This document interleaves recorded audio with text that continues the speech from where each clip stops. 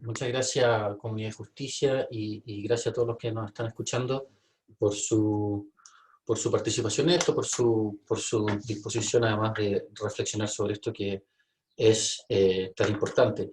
A mí se me ha pedido que hable un poco sobre las causas del problema que nos convoca, y por eso asumo que la pregunta implícita es las causas de la dificultad de hablar de Dios en la esfera pública. Y sobre eso habría evidentemente mucho que decir, y trataré de, en los 10 minutos que me han sido asignados, ser lo más breve posible, y para ello tendré que enfocarme en algunos aspectos por sobre otros. Pero primero quisiera, en 2 minutos, dar un panorama un poco más general de cuáles son eh, los distintos niveles de reflexión que deberían abordarse a la hora de hablar del problema de la presencia de Dios en el espacio público. Y en nuestras circunstancias actuales, de manera más específica, de la dificultad de hablar de Dios en la esfera pública. Primero, hay evidentemente razones de orden teológico, hay razones de orden filosófico o metafísico, es decir, de argumentos sustantivos sobre lo que es el ser humano y su lugar en el cosmos, en el mundo.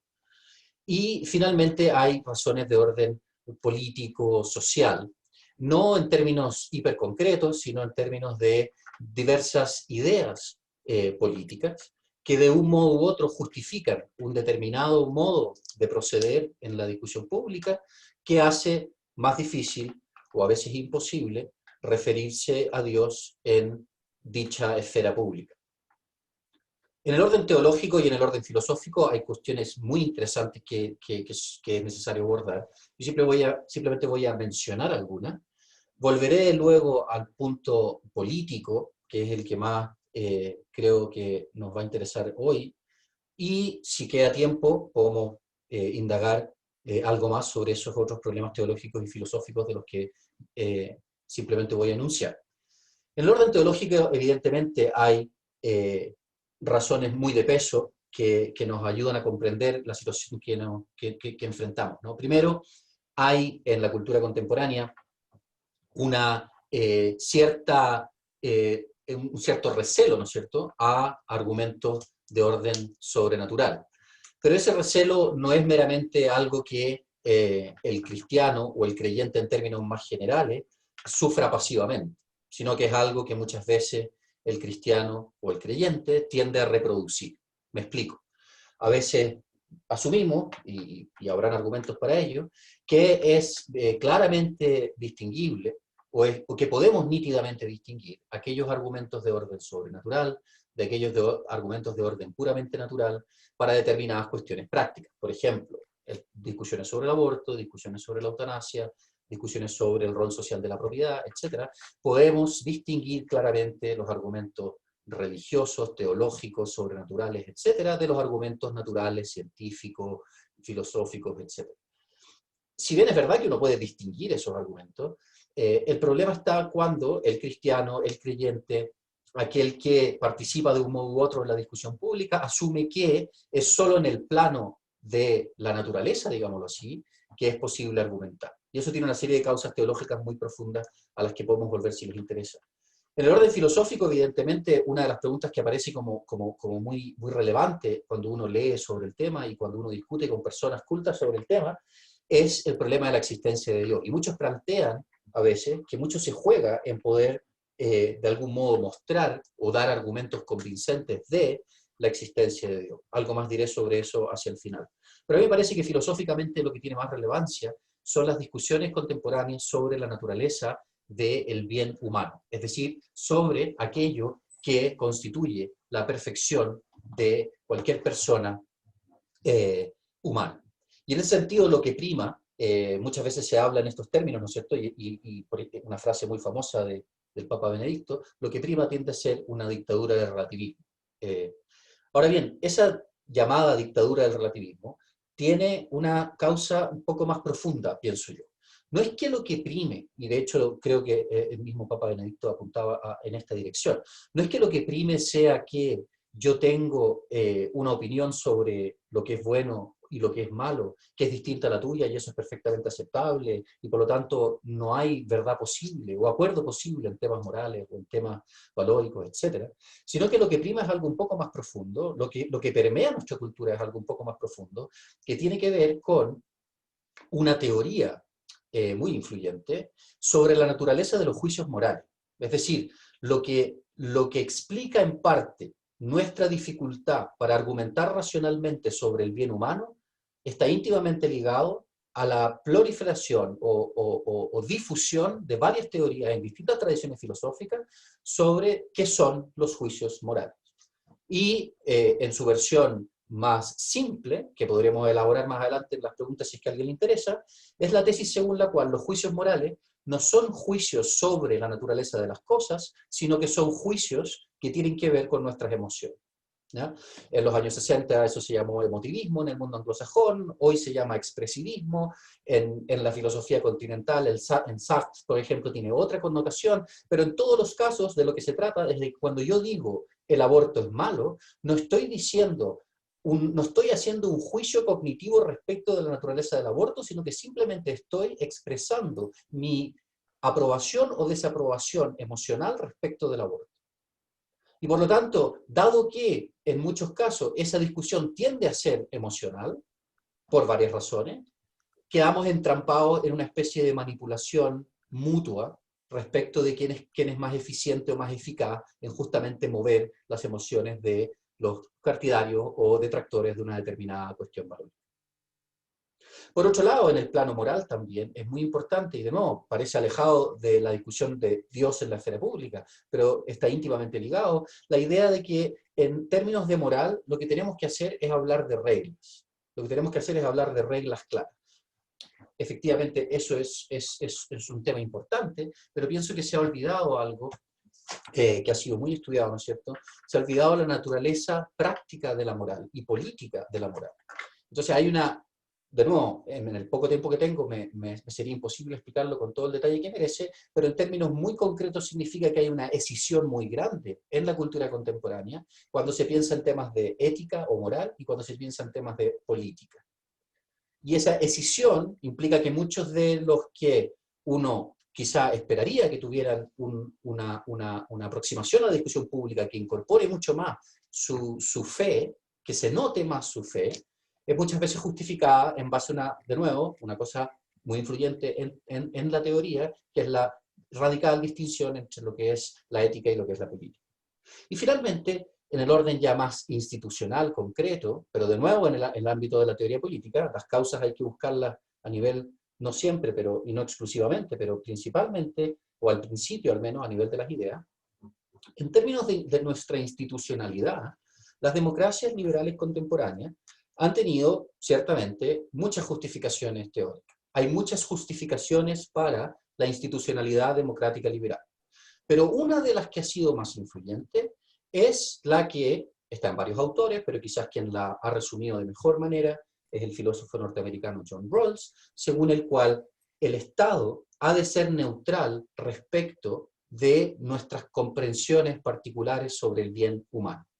De nuevo, recuerden, cuando hablé de discusiones filosóficas profundas, dije, una cosa es la existencia de Dios, volveré sobre eso, otra cosa es la naturaleza del bien humano. Y parece que no nos podemos poner de acuerdo sobre cuál es el bien humano, los bienes que perfeccionan al hombre, por una serie de razones filosóficas y prácticas, y por lo tanto, concluyen muchos pensadores y políticos, el ideal de una sociedad abierta y libre es justamente una sociedad en la que hay ciertas reglas que nos permiten coexistir pacíficamente, pero que no implican ningún tipo de injerencia sobre nuestra concepción particular del bien humano.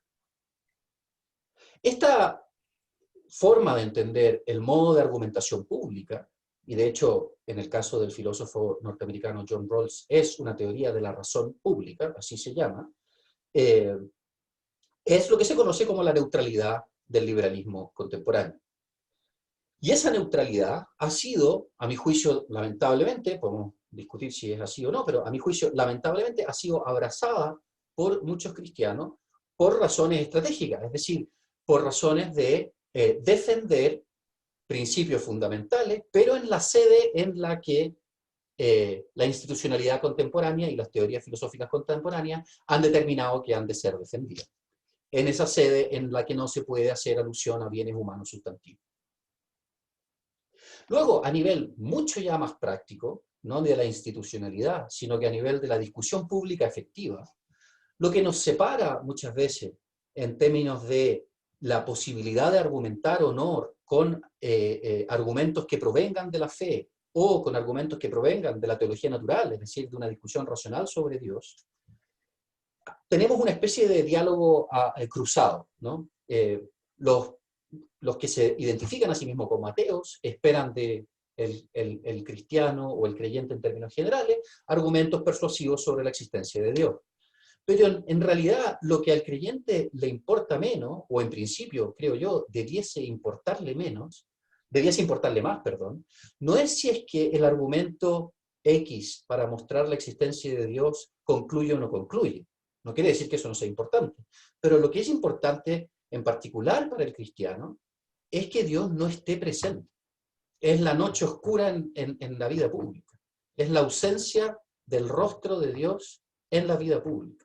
Y por lo tanto, la preocupación y el tipo de argumentación que tiende a utilizar el cristiano no le habla a la exigencia que lanza el ateo. Y por otro lado, el ateo no le preocupa el hecho de que en nuestra cultura, en nuestras leyes, etcétera, esté o no esté presente Dios, sino que le interesa básicamente que uno le dé argumentos respecto de la existencia de Dios.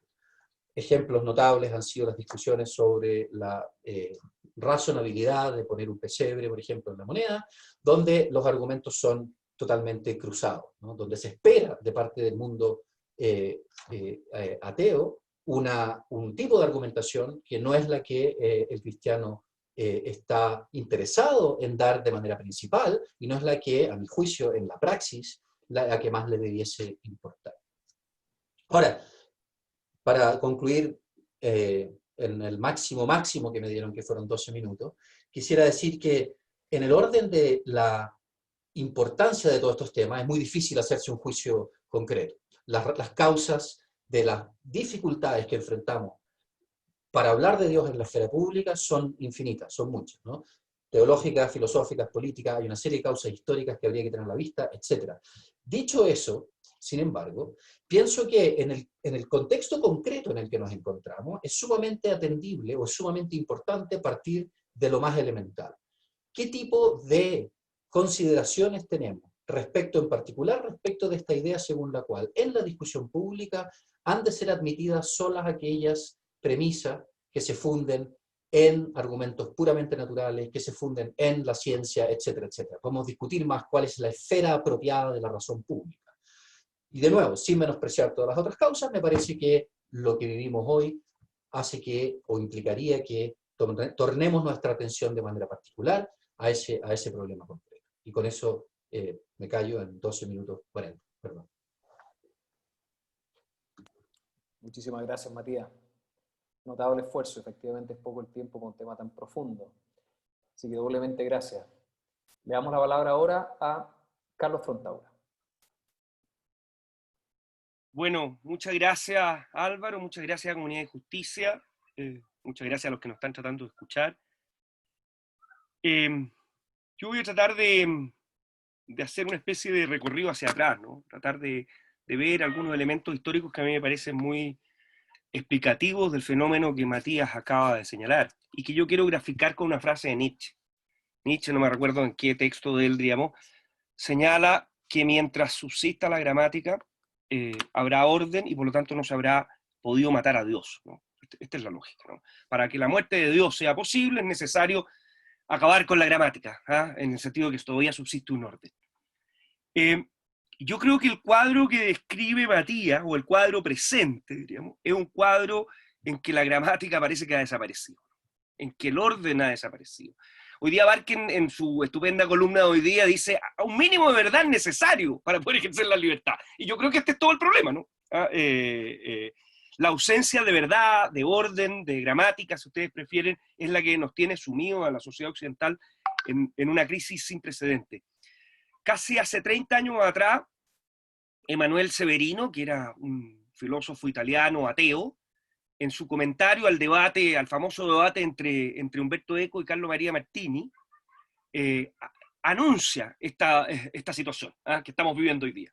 Preanuncia. Yo he estado invitando en el último tiempo a la gente, porque lo volví a leer después de mucho tiempo, y dije, ¿saben que este artículo hay que leerlo? Son 2 o 3 páginas, y realmente anuncia esta situación, este enfrentamiento total.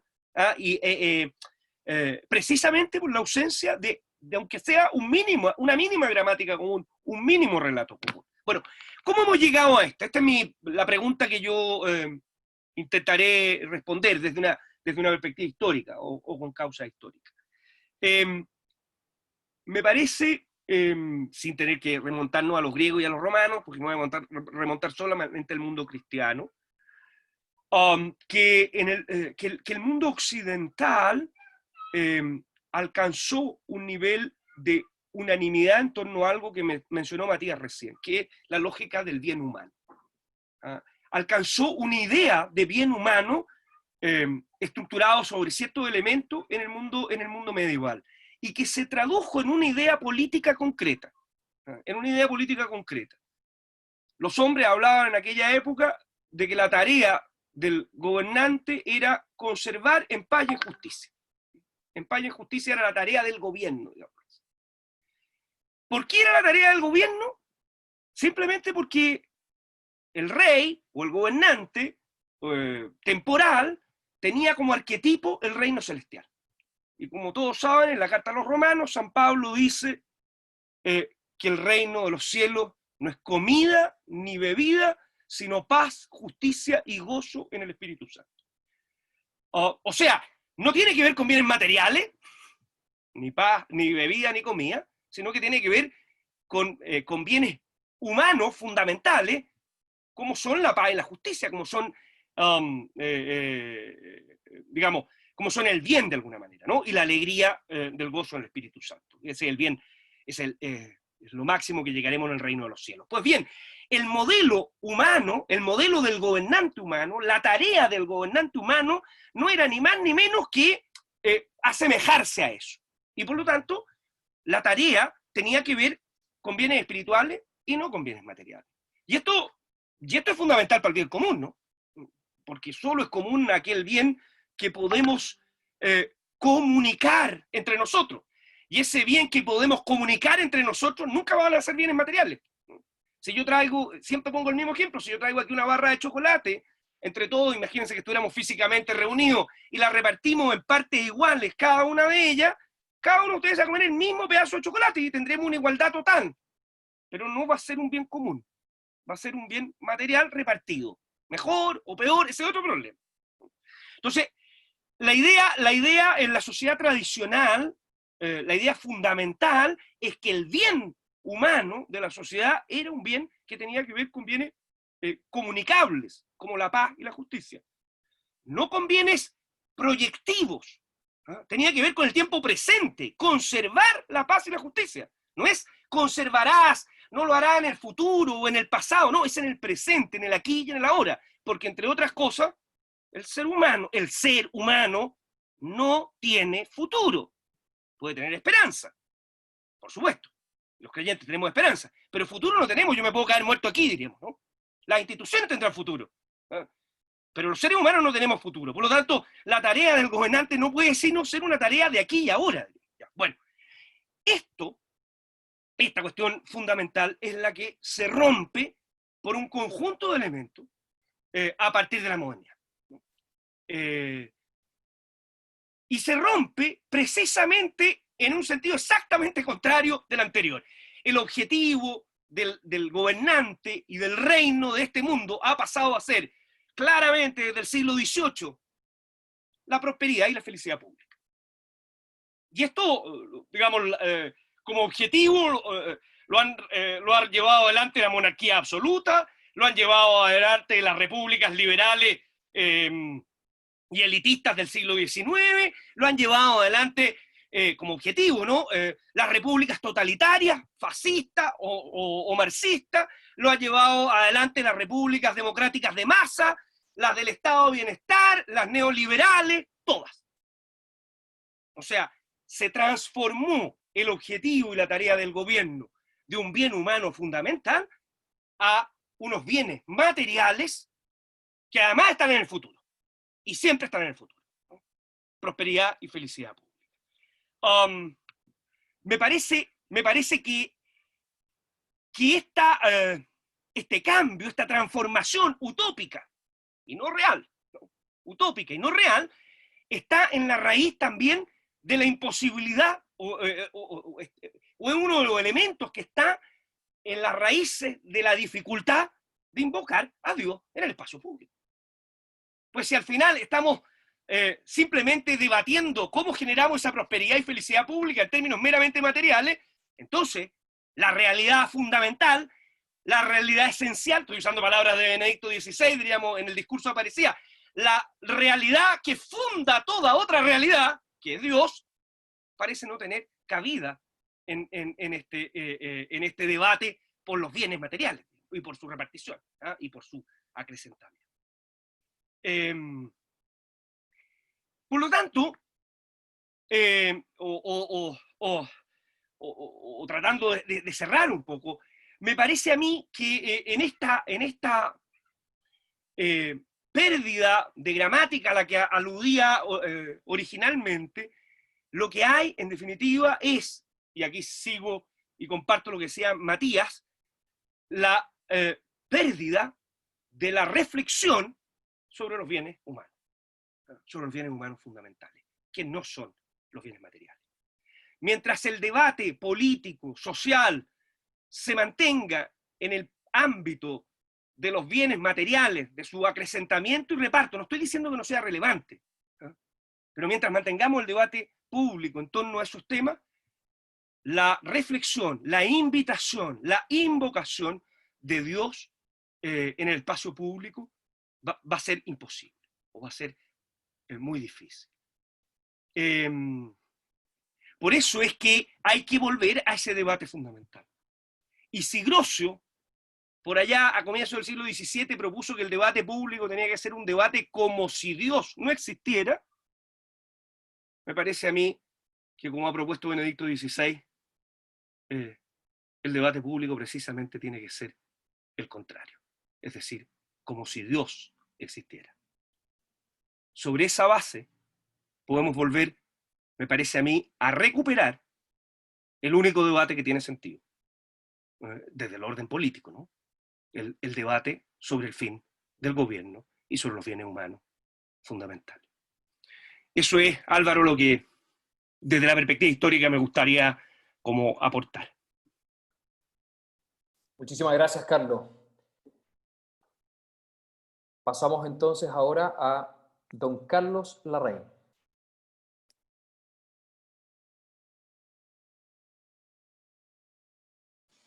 Ahí estamos.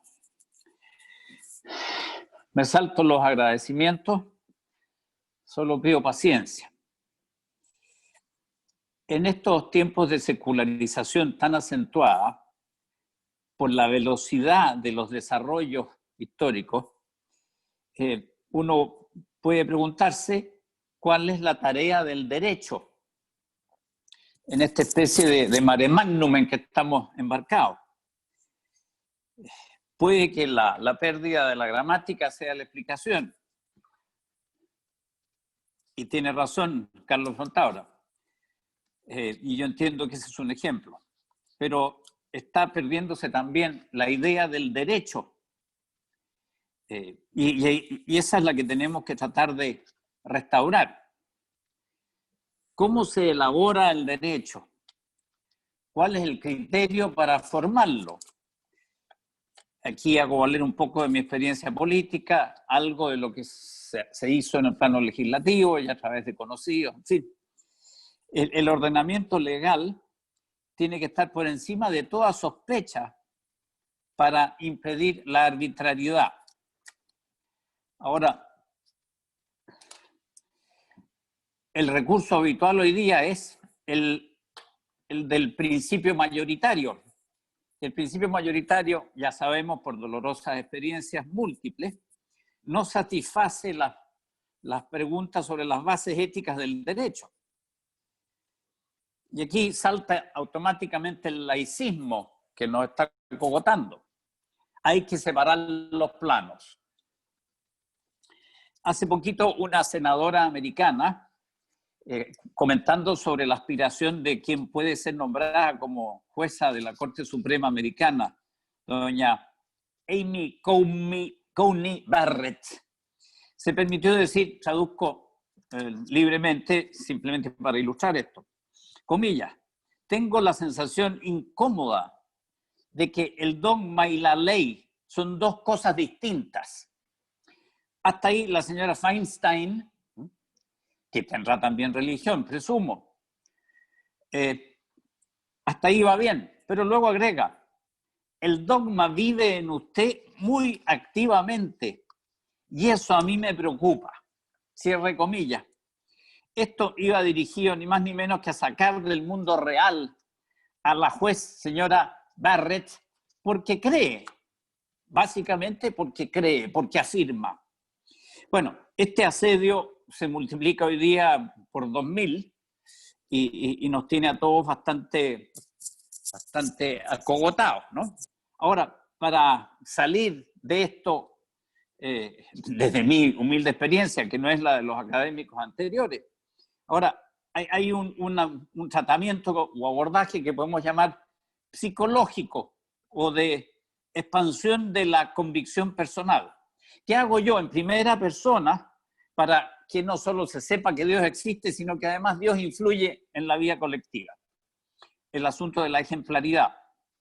Y eso va desde cómo me porto con el prójimo hasta si soy o no capaz de estudiar los grandes asuntos, como por ejemplo el muy simple de cuál es el contenido del bien común.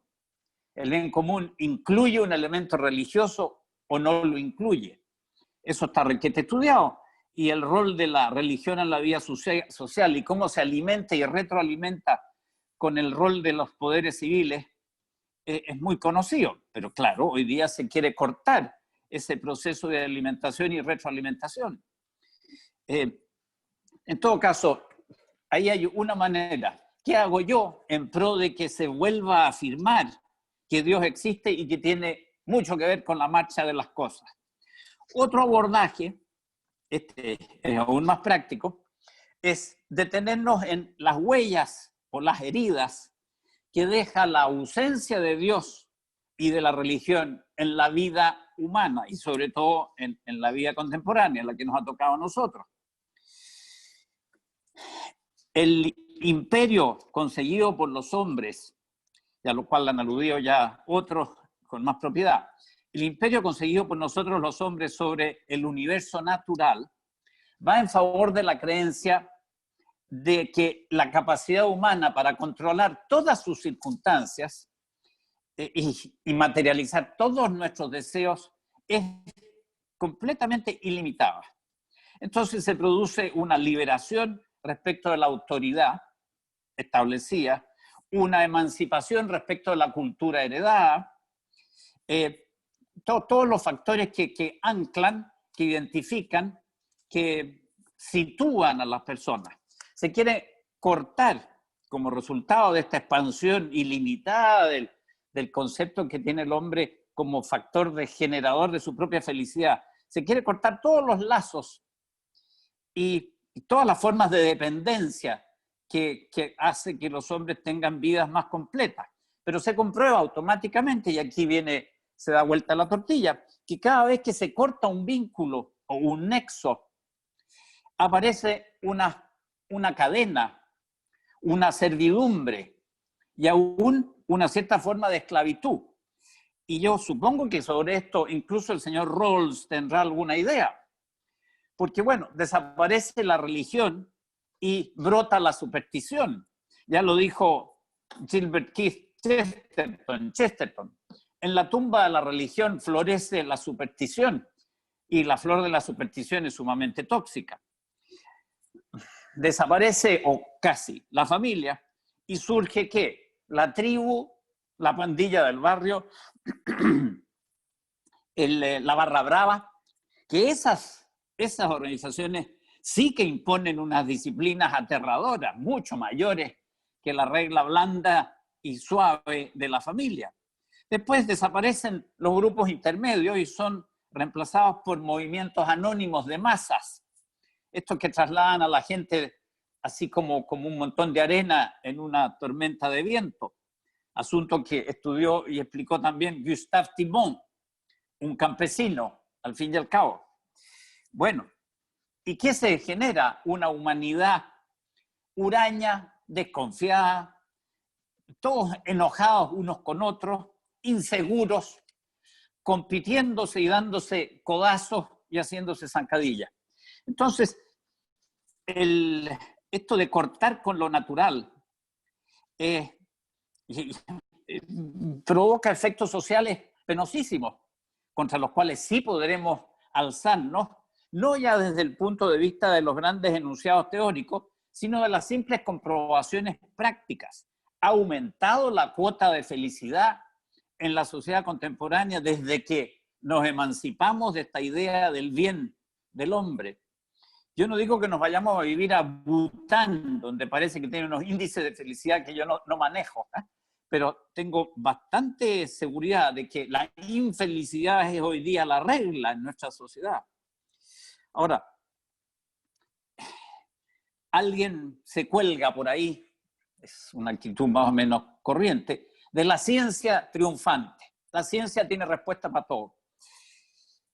Bueno, la ciencia, sobre todo en su variante evolucionista, niega el carácter racional de la naturaleza humana. Entonces, ya ahí estamos reducidos ¿a qué? A la ley las leyes físicas, el choque, el roce o la eliminación. Entonces hay que echar afuera esta idea de que la ciencia responde a todo. Y claro, para no ser tan pesimista, hay que recurrir a cosas que efectivamente son muy de alto vuelo, pero la historia humana se caracteriza por la lucha entre la luz y las tinieblas. Esto no es doctrina mía, ¿no? San Agustín algo supo de eso. Y por ahí en el Salmo 2 se dice, ¿por qué meditan cosas inútiles? ¿Por qué se agitan las gentes? Y esto se repite y se repite y se repite. Ahora, hay ejemplos muy recientes de tremendos embates de la vía material crasa contra la vía civilizada basada en las nociones del pensamiento clásico y cristiano. Pensemos por un minuto en lo que se desarrolló en Alemania entre 1932, 33 y el fin de la guerra, ¿no? ¿Por qué recurro a Alemania y no al totalitarismo comunista? Porque el totalitarismo comunista se impuso en virtud de un golpe de Estado, un golpe militar, vulgar y silvestre. En cambio, en Alemania hubo un desarrollo. Bueno, ya ahí vimos cómo la Iglesia batalló contra el nazismo casi unánimemente. Fueron muy pocos los obispos que fallaron. O sea, de poder batallar se puede, pero claro, que tengamos la clave del triunfo tampoco se puede afirmar, porque el nazismo triunfó, trituró a la sociedad alemana, destruyó países completos. Pensemos solo en la invasión de Polonia, donde murieron 6 millones de personas en virtud del pacto de división con Rusia, 2 millones de ellos pura y simplemente porque habían nacido judíos, ¿no? Bueno, o sea, los cristianos tenemos que saber perder. Esto de que los cristianos estamos llamados al éxito temporal, yo creo que es una cosa que hay que disipar. Creo yo que uno de los grandes dramas que hemos sufrido es esto de querer convertir la idea del cielo en una realidad terrenal. Hay mucho escrito sobre eso, pero yo creo que en Chile al menos el efecto de este paraíso en la tierra que se quiso fomentar a partir de los años 60 nos dañó de una manera irremisible y provocó efectos letales. Ahora, ¿cómo salimos un poco de este encierro en plan concreto y práctico, que es el que yo ejerzo, ¿no? Yo soy un practicón nomás. Oye, hay que participar en la esfera pública y hay que sacar el aula, porque no vaya a ser que nos pasa lo que Borges describía por ahí. Este pobre hombre estaba abrumado y casi anulado por la decencia. O sea, la decencia no nos debe inhibir de participar en la política. Ahora, el cómo, entre otras cosas, recurriendo al decálogo de los derechos del hombre, que está incorporado en lo que podemos llamar la cultura democrática contemporánea, y que todavía, y digo todavía porque no sé cuánto tiempo más, ese enunciado de los derechos de la persona es perfectamente compatible con la doctrina clásica y cristiana. Y los cristianos de a pie tenemos que sacar el aula con personalidad, parar el dedo, no dejarnos enmudecer por la decencia, como decía Borges respecto de su personaje irlandés, y batallar. Ahora, desgraciadamente, la política, como no está muy cotizada en el mercado de las ideas y de las prácticas, ahuyenta a mucha gente, y muchos de los que debieran estar más atentos a esto siguen en la carrera del éxito. Y resulta ser de que se nos va escapando de las manos el curso de las cosas. Es muy lamentable. Y hoy día, por ejemplo, gente que cree ser de derecha defiende la eutanasia, sin considerar ni siquiera por un minuto que con el tremendo fracaso de la sociedad contemporánea para tratar a los enfermos mentales y abordar el problema del dolor, bueno, lo de la eutanasia ofrece unos problemas insolubles. Pero en fin, ya digo, hay que sacar el aula, hay que intervenir, no hay que dejarse inhibir. Cada cual tiene sus resortes profundos a los cuales echar mano para dar este paso, pero lo que sí está muy claro es que la simple contemplación de las musas y el lamento constante no nos lleva a ninguna parte. Y eso es lo que yo puedo contribuir a esta conversación. Muchísimas gracias, don Carlos. Muy interesante. Le damos la palabra ahora a don Guillermo Villaseca.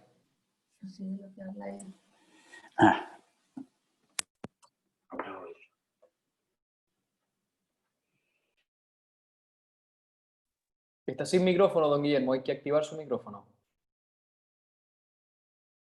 Tiene que activar el audio. Ahí. Sí, ahí se Perdón. escucha. Bueno, vuelvo a saludarlos entonces a todos los asistentes y especialmente a Álvaro, a darle gracias por su invitación. Yo quería primero advertirles que yo voy a aportar desde una experiencia personal. Yo no he sido nunca un gran estudioso ni de filosofía ni el desarrollo de las distintas religiones en el mundo. Lo que sí puedo aportar es un desarrollo de una experiencia personal de presencia de Dios en mi vida, muy transformadora, muy potente, y yo creo que está muy vigente hoy. Más que vigente, creo que estamos en una oportunidad única en la historia para que la presencia de Dios sea más real, concreta para toda la humanidad. Ese anhelo de trascendencia, de presencia de lo que está más allá de nosotros, de nuestra comprensión, es un anhelo de todos los seres humanos, no restringido solamente a los que creen en un Dios específico. Todos los seres humanos, y yo lo he podido experimentar muy concretamente, tenemos un anhelo de plenitud, de trascendencia, en el fondo una plenitud oceánica, porque hemos tenido una experiencia uterina. Todos tuvimos una experiencia uterina de estar en un lugar donde estábamos plenamente protegidos, donde éramos alimentados, donde nos sentíamos amados. De alguna forma sentíamos esa presencia amorosa de la madre que espera a su hijo. Y esa experiencia la añoramos. Nuestro cuerpo tiene memoria. La experiencia que vivimos corporalmente dentro del útero materno, la buscamos replicarla de alguna forma como una experiencia de vida concreta hoy. Por eso yo creo que Dios se hace presente en los escenarios como los que estamos viviendo hoy, aunque no esté en el espacio público como nosotros lo buscamos. Aunque parecen no estar todas las discusiones centradas en él, cuesta encontrarlo en las páginas de la prensa o en publicaciones, y sí encontramos en la otra cara, los escándalos, los momentos en que ha sido traicionado, una serie de principios. pero no puede estar más presente hoy porque está en cada uno de nosotros.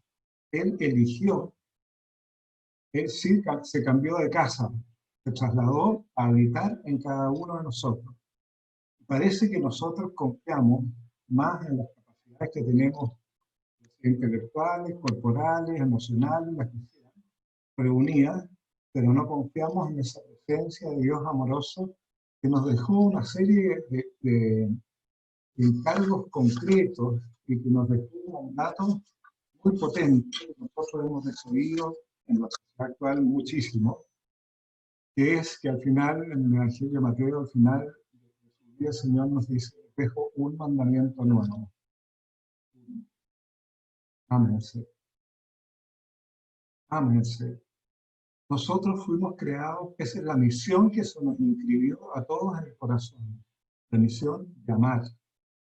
No de ser productivos, eficientes, capaces, y todas las otras cosas que buscamos ansiosamente y que tienen mucho valor. Yo no las conozco en absoluto. Pero siempre bajo la primacía del amor. Y nosotros hemos descuidado esa misión que es fundamental para nosotros, y cuando un ser humano deja de cumplir su misión, entra en un terreno de absoluta tristeza, de un desánimo, de una pérdida de sentido de su vida, porque sabe, en alguna forma, en algún lugar dentro de él, no está cumpliendo la misión para la cual fue creado. Por eso yo creo que esa invitación hoy día tiene una vigencia enorme.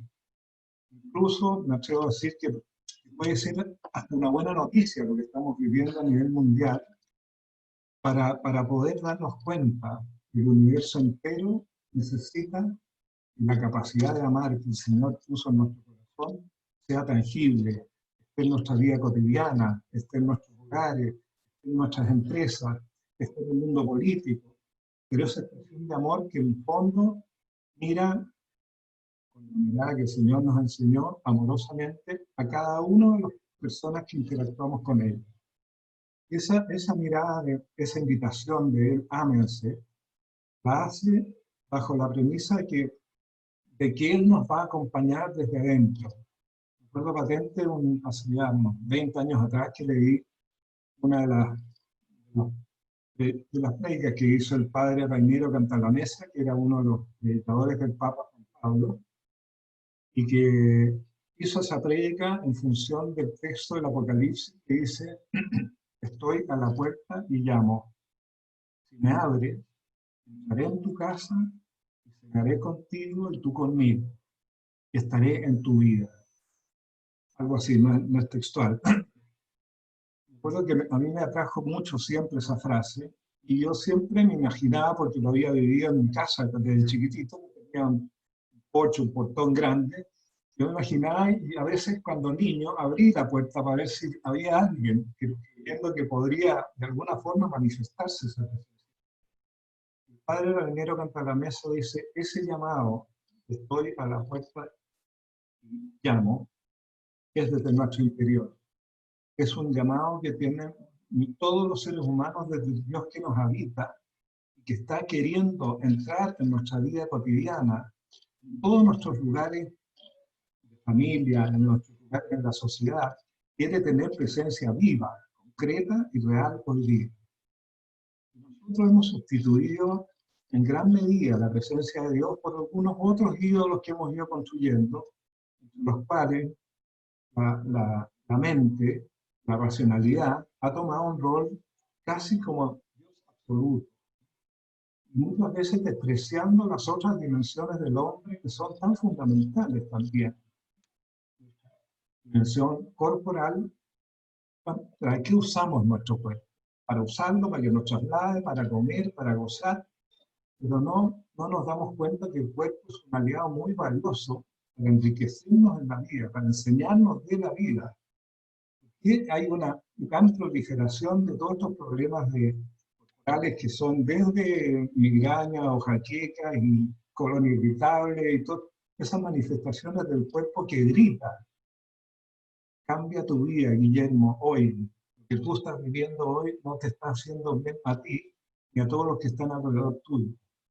Nosotros tenemos que amplificar un poquitito la importancia que le hemos dado al cuerpo, que lo tenemos en un rinconcito de la pieza, un poco el volumen a la importancia de la racionalidad como única forma de crecer y de hacer el bien. También la emocionalidad. Las emociones para nosotros también tienen un lugar secundario y no las escuchamos como si escuchamos las voces. Están incluso en nuestro lenguaje cotidiano. Tú tienes toda la razón. Tú tienes toda la razón es poner a la razón en un lugar que es excesivamente importante respecto a las otras dimensiones. Uno podría decir, mira, tú tienes toda la emoción. Hoy día no sé si eso sería, en el fondo, denigrar a una persona o insultarla, y lo recibiría mal probablemente, pero tener la razón es muy importante. Y como que hemos validado tanto eso que las personas que tienen pocas capacidades racionales se ven muy disminuidas y no aceptadas en el esquema que hoy día nosotros hemos construido. Hemos excluido a muchas personas amadas por Dios, creadas por Dios y que tienen un mensaje precioso que transmitir. Yo creo que aquí hay una invitación enorme para que nosotros podamos abrirnos a la belleza de ser seres humanos integrales. Nuestras dimensiones, la percepción, las emociones, todas las otras dimensiones que no están contenidas en lo racional como la mente. Yo creo que ese es un paso muy atractivo. Por eso creo que tiene mucho que ver con la presencia de Dios en el mundo de hoy. Porque si miramos nosotros la carta convocatoria al Concilio Vaticano II, más de 50 años atrás, la carta convocatoria decía: miles de personas se retiran de la iglesia cada día, y vamos quedando más solos. Esas miles de personas que se retiraban en ese entonces, hace 50 años atrás, se retiraban de nuestra fe católica. No vamos a decir cómo se ha multiplicado hasta el día de hoy. Hoy día, hasta en nuestras familias lo vemos tantas veces tan cercanos, nuestros hijos incluso, han ido perdiendo como lo que nosotros consideramos tan fundamental, pero con un anhelo de trascendencia, con un anhelo de espiritualidad, con un anhelo de bien. Yo creo que los jóvenes hoy nos enseñan muchísimo cómo poder ser más felices, poder ser más personas integradas con nosotros, dejándole un espacio a los demás, a los que nosotros hemos probablemente arrinconado porque no tienen todos esos talentos que nosotros debemos tener. Yo creo que ahí hay esta situación que estamos viviendo hoy, una enorme oportunidad para reequilibrar nuestra balanza, de escuchar nuestras potencialidades que no hemos escuchado en los últimos años de nuestra vida. Quiero contar una experiencia que nosotros empezamos con un grupo de empresarios argentinos y chilenos hace unos más de 8 o 9 años atrás. Nos reunimos 25 o 27 empresarios chilenos y argentinos que habíamos sido muy exitosos en el mundo laboral, en el mundo donde nos desempeñábamos cada uno. Y dijimos, nos falta algo más. Sentimos como que no puede ser que la vida sea esto, donde yo ya llegué, donde tuve éxito, donde me fue bien, donde acumulé bienes, donde tengo una linda familia, tengo unos hijos maravillosos, en fin. ¿Cómo puede ser que la vida termine aquí? Entonces nos preguntamos, ¿se puede vivir el resto de la vida con un proyecto que realmente sea apasionante para todos? A esa invitación concurrieron personas agnósticas, judíos, católicos, muchos, personas que no sabemos bien qué creían o no creían, que alguna vez habían sido católicos y ya se habían retirado. Estuvimos durante 1 año y medio encontrándonos quincenalmente en Buenos Aires para discutir y compartir lo que nosotros habíamos vivido cada uno. Y cada uno traía experiencias muy concretas, de mucho dolor.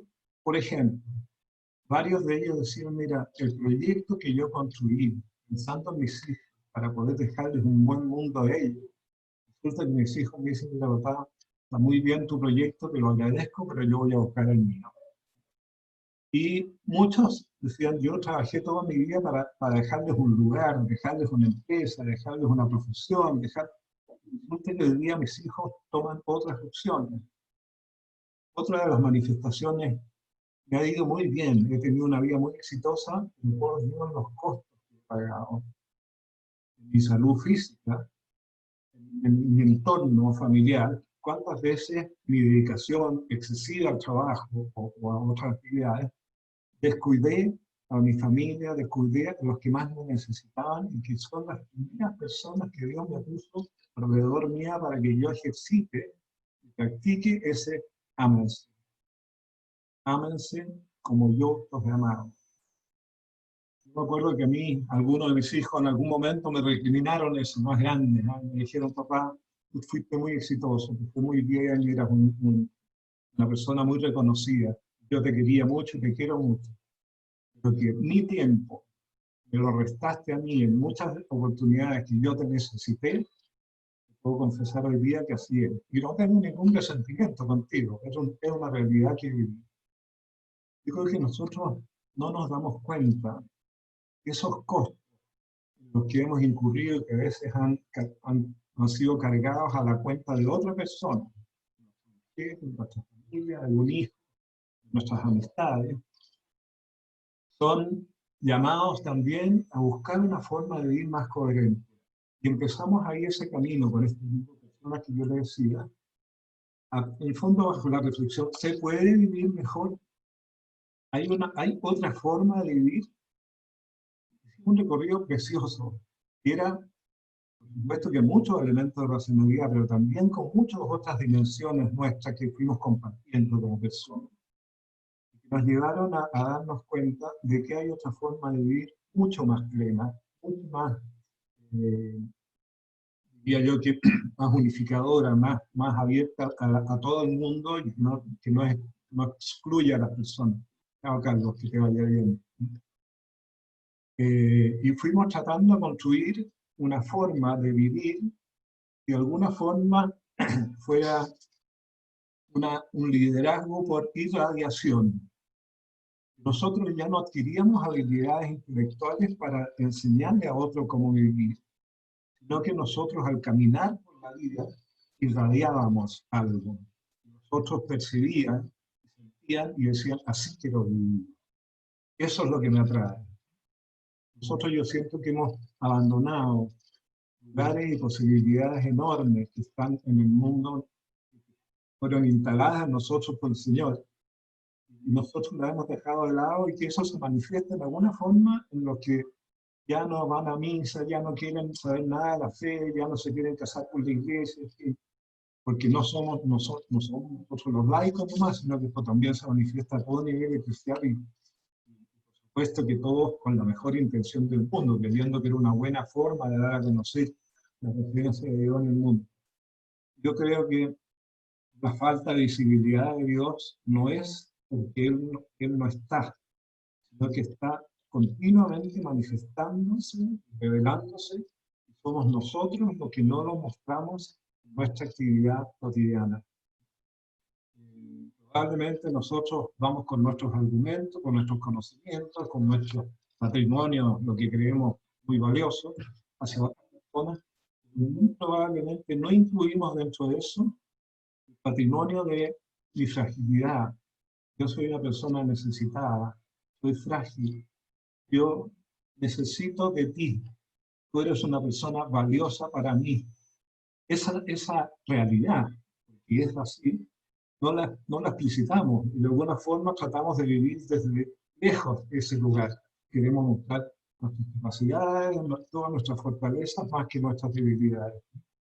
Yo creo que esta posibilidad de este tiempo, que se está cuestionando todo, el Señor nos está regalando una oportunidad preciosa para que nos atrevamos, nos atrevamos a dar un paso adelante, porque esta no es tiempo de replegarnos como católicos, no es tiempo de achicar la iglesia, es una iglesia más chiquita, más doméstica, donde todos seamos más iguales. Es al revés, es un momento en que la iglesia tiene que expandirse como respuesta de vida plena, de vida amorosa hacia toda la humanidad.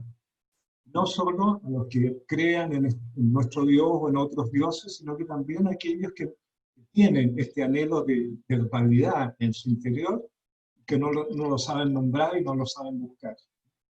nosotros si caminamos por el mundo irradiando la presencia de Dios que nos habita, vamos a ser tan atractivos como la miel. O sea, inevitablemente las personas se atraen por una persona que es coherente, que es veraz, tantos otros atributos que puede tener una persona que vive profundamente su fe. Esa es la mirada que yo quería aportar, en el fondo la que a mí me ha llevado a cambiar mi vida desde varios años atrás, y es fascinante intentar vivir más fielmente lo que de alguna forma declaramos creer. Vivirlo a través de la vida cotidiana, en cada situación, por pequeña que sea, en que yo antepongo el amor antes de si es lógico o no, si es razonable o no. Más importante es que sea amable, que sea querido. Eso, Álvaro, es lo que puedo aportar.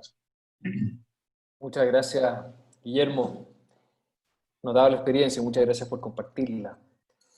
Bien, como ya les había advertido al inicio, lamentablemente Carlos Frontaura, por un compromiso previo, nos tuvo que dejar, ya lo había anunciado. Y pasamos ahora, una vez que ya escuchamos las 4 exposiciones, a hacer algunas preguntas. Quiero partir contigo, Matías.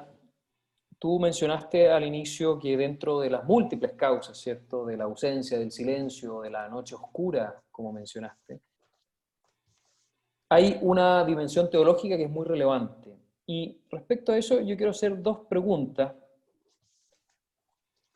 Desde la fe, ¿qué rol juega en esas causas teológicas o incluso metafísicas la realidad que nosotros profesamos por la fe del pecado original? ¿Qué impacto tiene respecto a la situación que vivimos hoy día, que tú reflejaste muy bien, donde el discurso racional excluye a Dios y deja esta división de plano? Y a partir de eso, si es que, a juicio tuyo, en la situación presente el cristianismo se tiene que presentar como algo útil, como algo conveniente, como una posibilidad más dentro de muchas, o si es más bien algo indispensable y que por lo tanto requiere de nosotros un compromiso bastante más activo. Sí, gracias Álvaro. Son 2 preguntas muy buenas, difíciles de responder, pero haré mi mejor esfuerzo, ¿no? Tenía, de hecho, en mis notas al comienzo mencionar el papel que cumple el pecado original. Traté de dejarlo para el final, pero olvidé mencionarlo, así que te agradezco que me lo preguntes. La doctrina cristiana del pecado original cumple, esto no es opinión mía, esto es doctrina oficial de la Iglesia, cumple no solamente un rol explicativo en la historia de la salvación, sino que cumple un rol hermenéutico, dice Juan Pablo II, fundamental a la hora de entender el orden social. Es decir, no es meramente una explicación de la naturaleza del hombre después de la caída y de la naturaleza redimida del hombre después de la venida de Cristo, sino que además es un elemento hermenéutico fundamental, y esas son palabras textuales de San Juan Pablo II en Centésimos Annus, para comprender el orden social.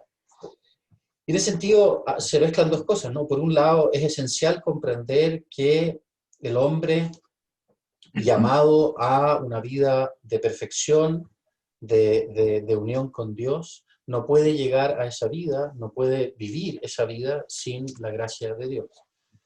Y por lo tanto, la doctrina del pecado original enfatiza más que ninguna otra cosa quizá esa indigencia constitutiva del ser humano que necesita desesperadamente de Dios. Pero también enfatiza o también nos ayuda a comprender por qué muchas veces en el orden social, incluso en la discusión puramente natural, puramente secular, digámoslo así, es tan difícil, a veces con puro argumento racional, convencer a quien tiene la mejor de las intenciones de escuchar, la mejor de las intenciones, pero que sus apegos, nuestros apegos, nuestros desórdenes, nuestras miserias, impiden que veamos. En sencillo, esto es una doctrina fundamental para entender lo que de algún modo también se llama don Guillermo, ¿no? El argumento racional, quizás yo tendría ahí una diferencia pequeña de matiz, yo encuentro que es muy importante por varias razones, pero sin duda que el racionalismo, es decir, ese énfasis excesivo en la capacidad de la razón, no solamente es un error filosófico, sino que además es una falta de comprensión total del daño que puede producir el pecado original en el hombre, ya sea incluso después de la redención, ¿no? No podemos olvidar lo herida que está nuestra naturaleza. Y no podemos olvidar, por tanto, que eso nos ayuda a entender un montón de conflictos sociales, justamente en esos términos. Incluso Juan Pablo II llega a hablar de estructuras de pecado, en las cuales no es que haya pecado que no se comete individualmente, sino que simplemente son estructuras que facilitan, reproducen, hacen más probable, etcétera, el pecado, que es básicamente la negación práctica de Dios. Y luego, dicho eso, el cristianismo, habría que distinguir, ¿no?, el cristianismo como doctrina y el cristianismo como praxis. Son dos cosas que están íntimamente unidas, evidentemente, no estoy queriendo hacer una separación de estas dos cosas, pero para responder a la pregunta distinguiría esos dos planos, ¿no? La pregunta sobre cuál es el papel del cristianismo en el mundo contemporáneo. Y el papel del cristianismo en el mundo contemporáneo es no solo útil, sino que indispensable, creo yo, por dos razones. Primero, en el orden de las ideas. En parte justamente por el problema del pecado original. No podemos comprender la situación en la que nos encontramos si es que no atendemos a la naturaleza humana, a su estado herido y a la posibilidad de sanar esa herida con el amor de Dios. Segundo, no podemos en el terreno práctico despreciar una cosa histórica fundamental, que es que las instituciones, yo estoy de acuerdo con lo que dijo Carlos Frontaula, con lo que ha dicho Carlos, con lo que ha dicho Guillermo. La prosperidad material evidentemente no es importante, pero, como decía el viejo Aristóteles, sin un mínimo de prosperidad material no se puede practicar la virtud, ¿no es cierto? Y por tanto es parte de los bienes que preocupan, ¿no es cierto?, a una comunidad política. Y eso no puede olvidarse, que esos bienes, que pueden ser meramente materiales como riqueza, pero que también son institucionales, el orden jurídico, las instituciones representativas, etcétera, etcétera. La gramática, en el sentido, pero encarnada en un modo de deliberación pública. Muchas de esas instituciones se las debemos al cristianismo.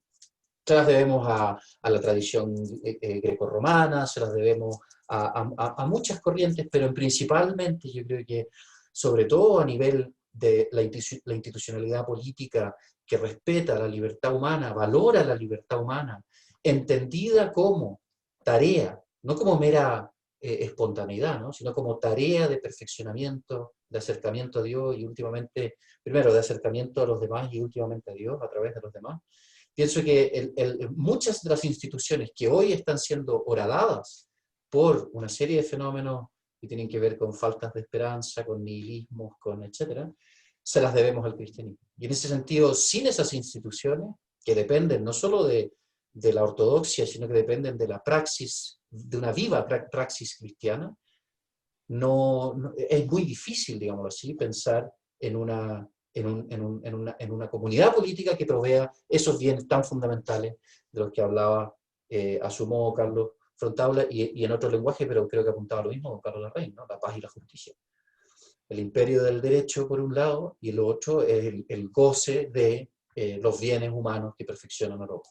No sé si me estoy alargando mucho, pero en resumen, el pecado original es una doctrina que nos ayuda a comprender nuestra fe, pero es una doctrina que al mismo tiempo nos ayuda a comprender la sociedad en la que vivimos. Y por otro lado, el cristianismo no es simplemente útil en el sentido de ser un marco, un corpus de doctrinas que nos ayuda a entendernos a nosotros mismos. Jesucristo, decía San Juan Pablo II, revela al hombre lo que es el hombre, sino que además es indispensable en cuanto a praxis, porque es la praxis cristiana la que ayudó a crear muchas de las instituciones jurídicas y políticas que hoy vemos lamentablemente horadadas desde distintos frentes. Muchas gracias, Matías. Siguiendo casi tu última frase, quisiera preguntarle a don Carlos su opinión, que de algún modo está reflejada ya en lo que expuso, pero tal vez podríamos precisarlo y profundizar un poco más, sobre la relación, si acaso existe o no, usted puede decir con toda libertad, entre el denominado estallido, y lo voy a dejar solo en estallido, no le quiero poner el apellido adjetivo porque sabemos que hay distintos, ¿cierto?, del mes de octubre del año pasado, con precisamente esta ausencia de Dios, o incluso, como estaban preguntando en el chat algunos de los asistentes, con la falta de compromiso real de los cristianos, de los católicos, con el mensaje que nosotros decimos profesar. O sea, ¿de qué manera todo eso ha afectado o no a la crisis social tan aguda que estamos viviendo en nuestro país desde octubre del año pasado? Y quiero aprovechar también una segunda cuestión. A partir de su experiencia en el mundo político, en el debate parlamentario, si es la fe, en concreto, no en el mundo de las ideas, sino que en concreto, si la fe es un obstáculo para el debate político. Esas dos cosas quería preguntarle.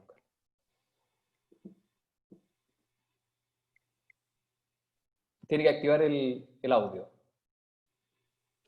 Ahí sí. Primera cuestión, y no sé si la entendí cabalmente, pero no por culpa tuya, sino por culpa mía. ¿Que acaso el estallido social incluía una suerte de reproche para la pasividad de los cristianos? ¿Entendí bien?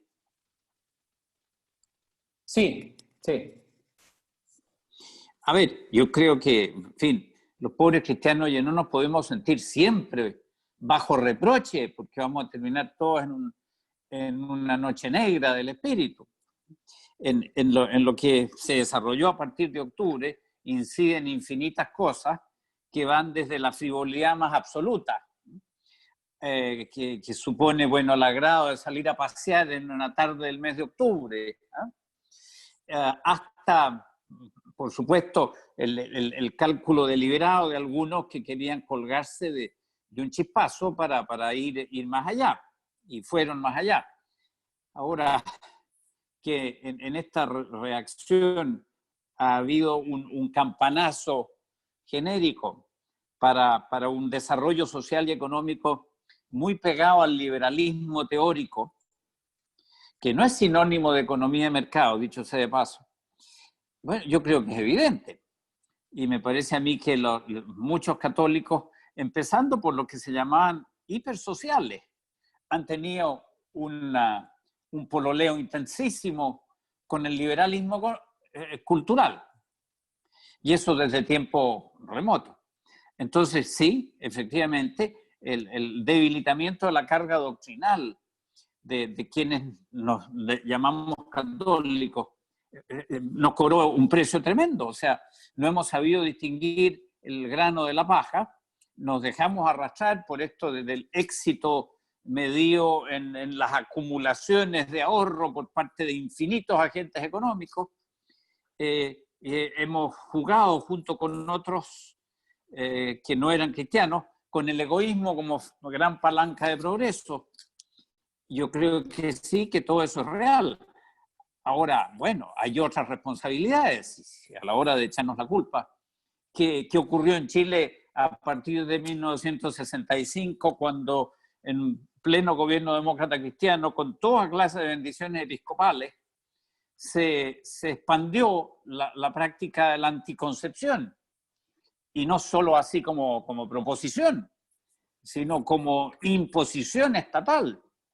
Yo, como he vivido muchos años en el campo, por aquí y por allá, por lo menos en los veranos, sé muy bien cómo a las mujeres del pueblo chileno muchas veces se les condicionaba la entrega de la leche en polvo cuando había esos programas de alimentación a que consumieran anticonceptivos. Bueno, y eso ocurrió con un gobierno que se suponía que era hipercatólico, que correspondía más bien a aquello que yo señalé, del sueño del cielo en la tierra. Pero era un sueño terrenal que dejaba de lado cuestiones elementales como eso de que con la vida no se juega.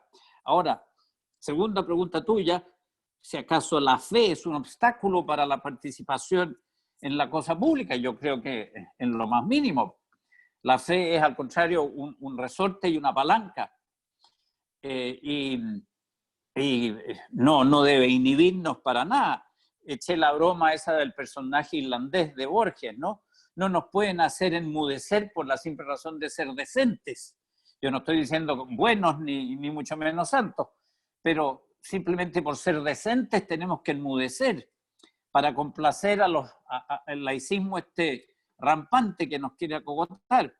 No, yo creo que la fe es un acicate para participar en la vida política y claro, cada uno tiene que modular. Y ahí es donde entra a tallar la virtud de la prudencia, que en fin, va señalando límites y que siempre nos tiene que dictar la idea de que cada cual participa en la cosa pública a su propio costo. Lo que consiga de bueno es mérito propio y lo que haga de malo le es atribuible a la persona individual, pero no es ni culpa ni mérito de la Iglesia. O sea, hay que tirar muy bien la raya en ese sentido para no complicar a la Santa Madre en lo que puede ser, al fin y al cabo, nada más que un proyecto regalón de un ciudadano medianamente activo.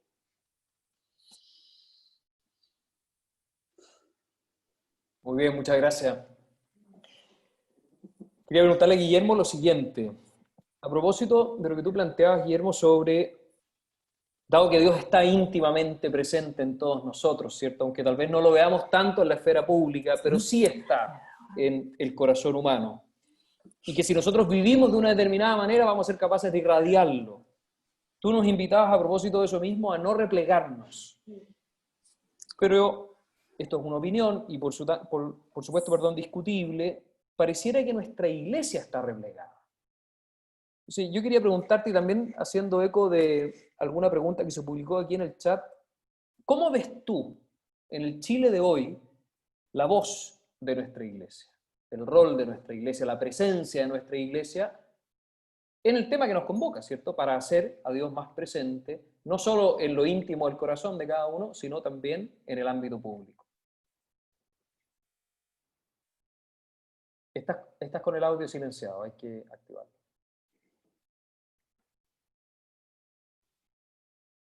Gracias, Álvaro. Yo creo que el concepto de iglesia nosotros lo usamos para distintos, en el fondo para definir o describir a distintas instituciones o distintas actividades. Yo creo que la iglesia, el lugar donde el Señor se manifiesta para poder darse a conocer en el mundo, está en nosotros, habita en nosotros, y eso más allá de la iglesia puramente institucional. Cuando me refiero a la iglesia jerárquica, que también creo que hay grandes personas que participan en la iglesia jerárquica y que tienen una vida de entrega y que son una manifestación muy visible de la presencia de Dios en el mundo hoy. Pero creo que la iglesia que el Señor quiere en el fondo invitar al mundo a participar en ella, no es una iglesia excluyente, no es una iglesia exclusivamente católica, sino que es una invitación, yo creo que es a vivir la presencia de Dios y que nos habita y que nos invita a amar. Y yo creo que esa invitación es muy concreta. A mí me parece que la iglesia hace grandes esfuerzos, como todos los seres humanos lo hacemos, pero se han ido revelando en la historia, y por supuesto San Agustín y otros, y lo primero que es para construir iglesia, me parece fundamental, es que nosotros podamos hacer un camino de interioridad. Porque la iglesia la construimos en una relación íntima mía con Dios. Yo tengo que llegar a una relación íntima con Dios y para eso necesito conocerme. Yo no puedo, cuando el Señor dice, niéguense a sí mismo, carguen con su cruz y síganme, ¿cómo puedo negar algo que no conozco? Nosotros a veces tenemos terror de entrar en un proceso de interiorización, de conocernos mejor, es nada más que para darnos cuenta de cuántos mandatos, historias o limitaciones tengo en mi vida que impiden poder mostrar el rostro vivo de Jesucristo a mis hermanos, digamos. Yo creo que hay una iglesia muy viva, que hoy día está muy presente en el mundo, que son los que tratan de cumplir el mandato del Señor que dice, mis hermanos, en la lectura del libro anterior, mis hermanos y mi madre son los que escuchan la palabra de Dios y la ponen en práctica.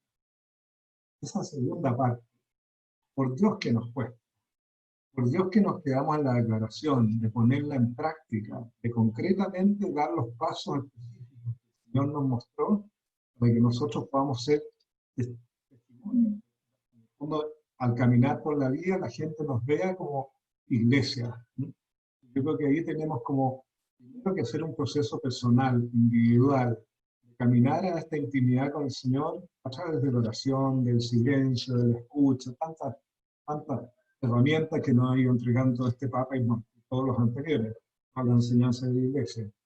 Pero recurrir a ella y que sea parte vital de nuestra vida.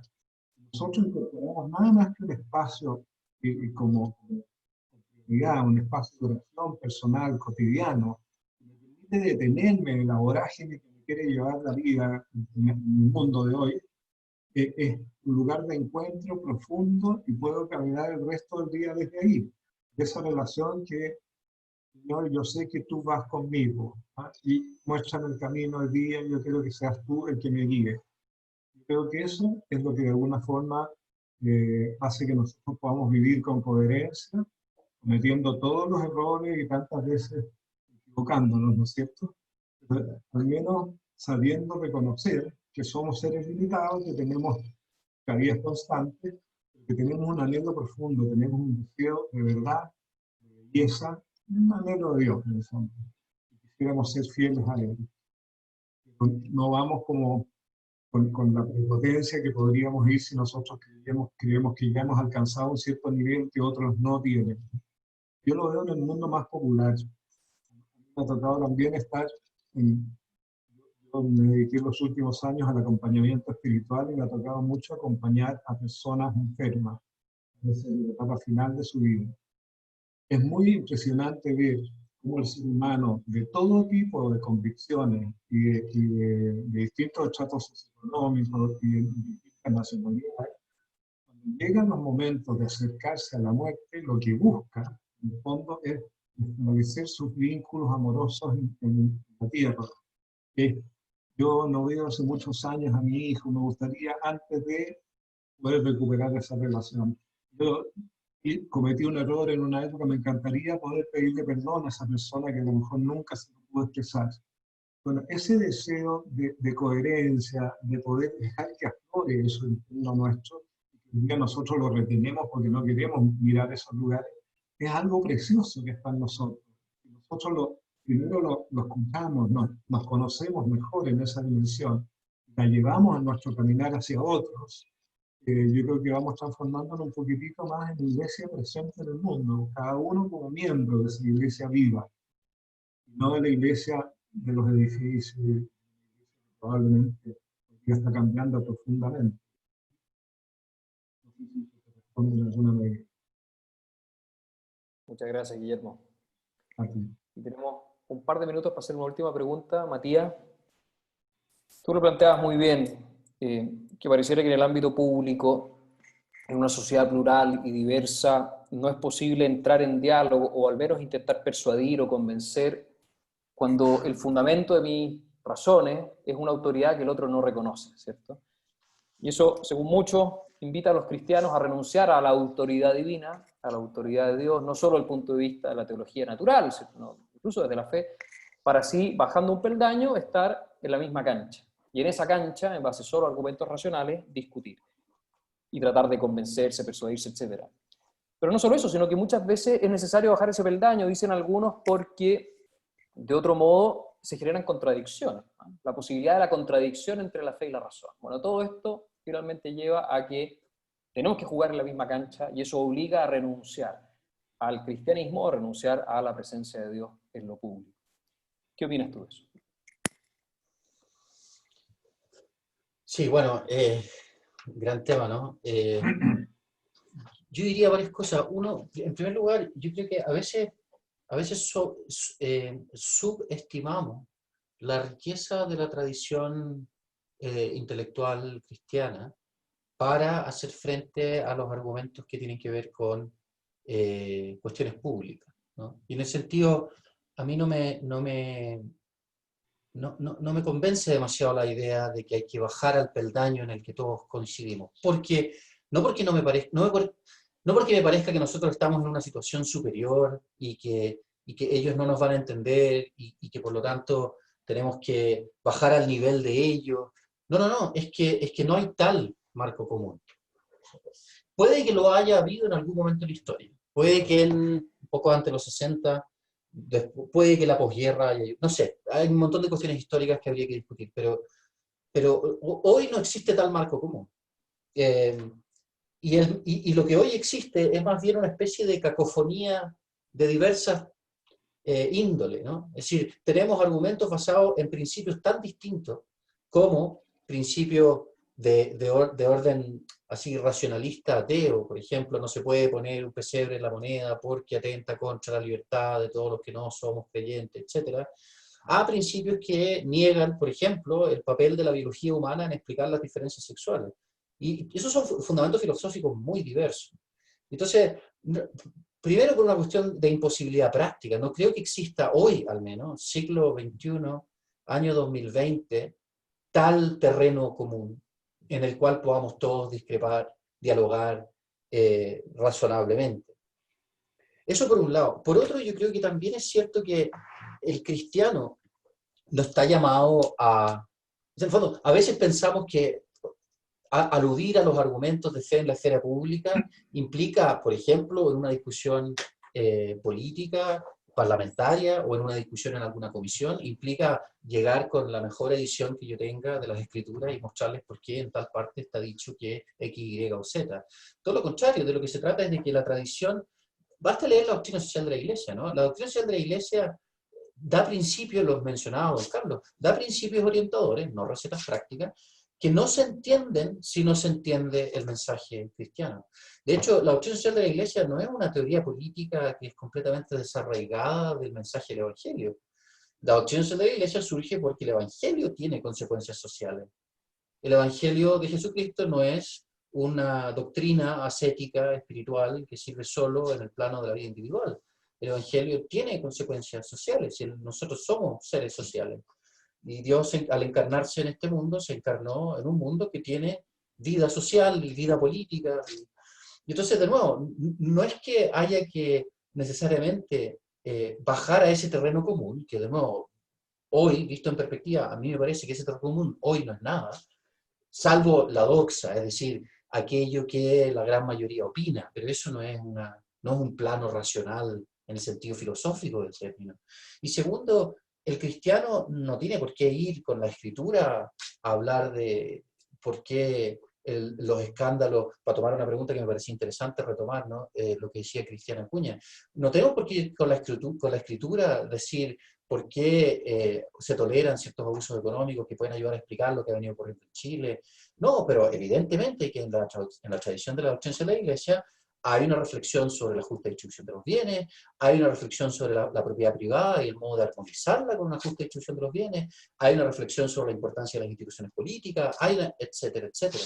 Dicho eso, no solamente me parece muy importante conocer en profundidad lo que enseña la Iglesia en materia social y política, a nivel de principio, no nos da ninguna receta concreta y sería un error a mi juicio, y en esto estoy completamente de acuerdo con don Carlos, tratar de atribuirse nuestros proyectos políticos personales, ponerles el título, ¿no es cierto?, oficial de la Iglesia, y con ello, de algún modo, podemos seriamente magullar su imagen, ¿no es cierto? Pero hay un tesoro de pensamiento para comprender el orden social en la doctrina social de la Iglesia, que es básicamente un desarrollo sistemático de las consecuencias sociales del Evangelio. Y en ese sentido, a mí me parece que en el plano del pensamiento, de las ideas, hay un tesoro inmenso ahí. Y segundo, otra cosa que quiero rescatar, algo que decía don Carlos, en el plano de la acción, es decir, no es solo si es posible o no es posible argumentar en base a la fe, si hay que aceptar las premisas de una supuesta neutralidad del Estado. No, es también en el plano del testimonio de políticos que encarnan en la medida de sus posibilidades y con todos los defectos que todos tenemos, la idea de un orden político que sea compatible con la fe y que luchen por ello y que se animen a entrar en política, ya sea a nivel de partidos, ya sea a nivel de instituciones de la sociedad civil que promueven la política, etcétera, etcétera, ¿no? Hay mil caminos para todas las vocaciones distintas. Pero nuestra falta de valoración, de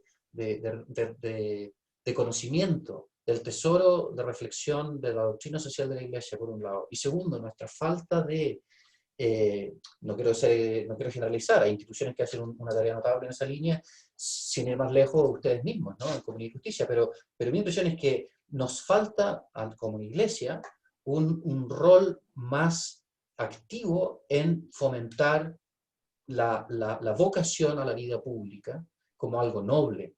La preocupación por el bien común, decía un filósofo, es de las formas más altas de caridad. Y está en una encíclica de Pablo VI también.